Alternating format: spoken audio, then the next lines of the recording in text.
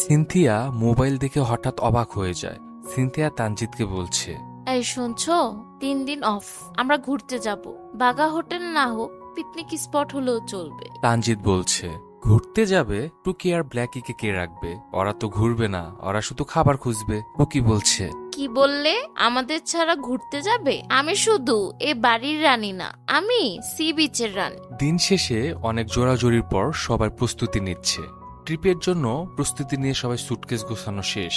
অন্যদিকে টুকি সুটকেসে ঢুকে পড়েছে। ব্ল্যাকি তানজিদের জুতো চিবোচ্ছে। ব্ল্যাকি বলছে, এই ট্রিপে আমি খালি ঘুমামু আর চিপস খামু, আর কাকড়া সামনে যাবো না, ওরা খালি খোঁচায়। যেই কথা সেই কাজ। সবাই ঘুরতে চলে গেল সমুদ্রের পারে। সমুদ্রের পারে সবাই দাঁড়িয়ে আছে। টুকি বলছে, সি বিচ থেকে তো প্রথমে আমি চুপ করে গিয়েছিলাম। এত বড় জল, এত বড় সীমানা, আমার রাজত্বের বাহিরেও এত শান্তি থাকতে পারে কেমনে?